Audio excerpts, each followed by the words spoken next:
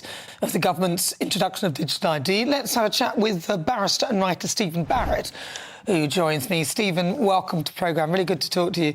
So how could this digital ID, because some people might say, it's all a bit sci-fi, if you've got nothing to hide, you know, so what? What's the problem? Right. Anybody who says you have nothing to hide, what's the problem, is a danger to every single one of their fellow citizens right now. Because quite obviously, this is a massive power grab by a state that is already quite sinister. You know, already we arrest ridiculous numbers of people over social media posts. Already a gentleman was arrested in the middle of the night over posting a meme. If you sit there and go, oh, this will be absolutely fine in a world like that, then I'm afraid your simple idiocy, your ostrich-like behavior and refusal to admit that we live in a sinister country already is a threat to the rest of us. To the rest of us who will wake up, you see that there is no argument for this. It's already you have to provide information in order to have a job. I got one recently and I had to go through a whole rigmarole with HMRC and I had to show my passport and all sorts of other controls. And we've had those for ages. Clearly, they're not working because these migrants are clearly working.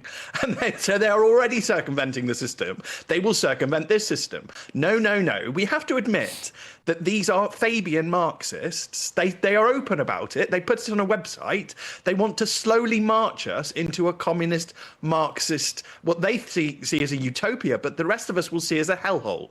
And this is just a mechanism by which they will control us. Well, yet another one that they will abuse, as they abuse debanking already. Well, don't mince your words, will you, Stephen? Look, but some people might say that actually, and as I said earlier, that actually simplifying the chain of communication, and actually having a straight-in communication will potentially, you know, improve waiting lists of the NHS, will potentially mean there's less paperwork, will mean things can move more quickly, there's better access for information, and everybody's talking the same language. There's nothing like explaining one thing to one person, the same thing to the next person, and then the same thing to the next person in a chain of command that should be communicating with each other.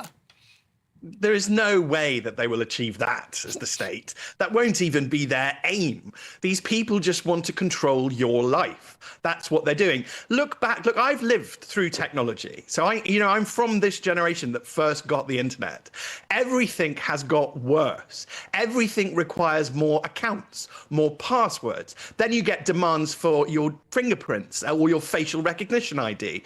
Everything has marched singularly in a line towards utter Marxist control of our day-to-day lives. There is absolutely no reason to not think that this will be exactly the same thing. And, Nana, because Trump is right, socialists and Marxists are both nasty and incompetent, the entire thing will be a car crash where hundreds of millions of pounds will be transferred, no doubt, to Labour-supporting companies, and the end product probably won't even work. We'll probably all sit here at a computer being told, oh, error, you haven't submitted the proper code. I mean, even Google can't get their ID system to work. I was fiddling around with it yesterday. They put a certain amount of money in my account. I told them and then they're like, oh, how much did we put in your account to prove that it's your account? Why I have to prove my account is beyond, I don't know why I have to prove that. But anyway, I have to. And I put in the amount that they put in, and then they went, no, it's not. I was like, right, computer says no. If even Google can't make systems that work, what hope does the British government have? We need to go back to being a trust-based society where we have honourable people who are, you know, treated as proper grown-up citizens in a proper valuable society, not meat units with identity cards. Well, I think, sadly, that will never happen, Stephen. I wish it would. I think that would be going backwards, even though it would actually be moving forwards, in my view. Yeah, look, I'm not sure this is going to be a goer. So why do you think, very briefly, why the Labour Party and the Labour government are talking about this? Because it's clearly a dead cat, really. Well, I think they needed to distract from the Peter Mandelson scandal, which Donald Trump very conveniently blew them out of the water for, and then the growing scandal of Morgan McSweeney, who's the Prime Minister's number one advisor, who's connected to a dodgy £700,000, which, you know, given that they reported Boris to the authorities over alleged wallpaper that never actually happened, the lack of interest in investigating Morgan McSweeney by the the Electoral Commission, who we know has had Labour supporters in it before. I mean, we've got to open our eyes. It's not a conspiracy. It's happening in front of us. And actually, it's not that scary because they're pretty rubbish. They're pretty incompetent.